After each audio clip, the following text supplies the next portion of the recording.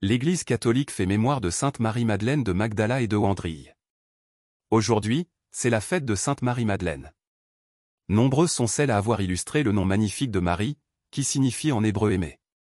Nous fêtons aujourd'hui Marie-Madeleine.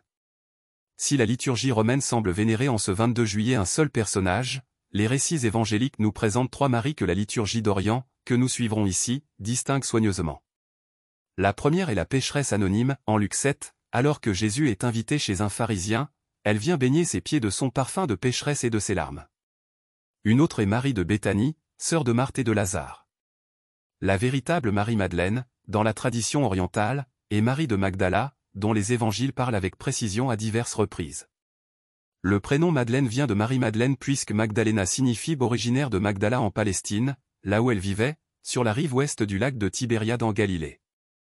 Marie-Madeleine de Magdala fait partie de ces femmes qui, avec les apôtres, suivent Jésus, ces femmes dont les évangiles nous disent qu'elles accompagnent le Maître, qu'elles le servaient et qu'elles étaient montées avec lui à Jérusalem. Ces femmes, plus fidèles que les apôtres, avec Marie, la mère du Seigneur, et Salomé, la mère des fils de Zébédée.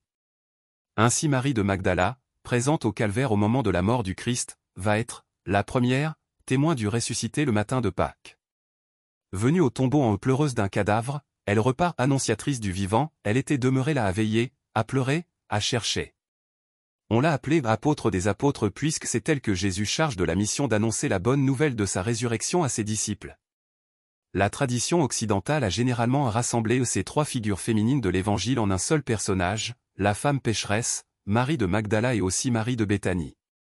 En France, à partir du XIe siècle, 2 hauts lieux magnifiques vont se disputer l'honneur d'avoir les reliques de la Madeleine, Saint-Maximin la Sainte-Baume en Provence et Vézelay, où l'on peut admirer l'un des plus grands chefs-d'œuvre de l'art roman.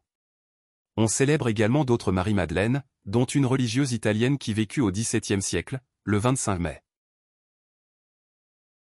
Saint Wandrille. Après avoir été page à la cour du roi Clotaire II et contraint au mariage, Wandrille se sépare de son épouse avec son accord. Il se fait moine itinérant dans le Jura, puis en Italie, en l'abbaye de Bubbio. Il pense ensuite gagner l'Irlande, quand il est retenu à Rouen par saint Ouen, sur sa demande, il fonde un monastère en forêt de Jumièges, au bord de la Fontenelle en Normandie. C'est là que Wandrille achève sa course spirituelle, en 668. Selon l'étymologie germanique, Wandrille signifie celui qui gouverne. Sainte Marie-Madeleine de Magdala, Saint Wandrille, priez pour nous.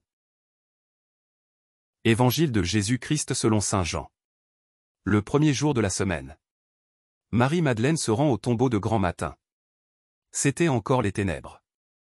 Elle s'aperçoit que la pierre a été enlevée du tombeau. Elle se tenait près du tombeau. Au dehors, tout en pleurs. Et en pleurant, elle se pencha vers le tombeau.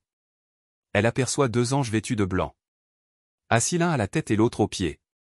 À l'endroit où avait reposé le corps de Jésus. Ils lui demandent. Femme, pourquoi pleures-tu? Elle leur répond. On a enlevé mon Seigneur. Et je ne sais pas où on l'a déposé. Ayant dit cela, elle se retourna. Elle aperçoit Jésus qui se tenait là. Mais elle ne savait pas que c'était Jésus. Jésus lui dit. Femme, pourquoi pleures-tu? Qui cherches-tu? Le prenant pour le jardinier, elle lui répond. Si c'est toi qui l'as emporté. Dis-moi où tu l'as déposé. Et moi, j'irai le prendre. Jésus lui dit alors. Marie. S'étant retournée, elle lui dit en hébreu. Rabouni.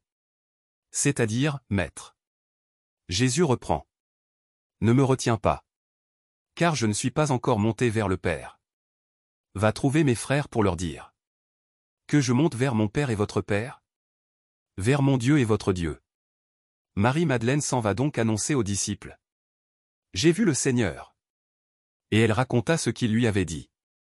Acclamons la parole de Dieu. Louange à toi Seigneur Jésus.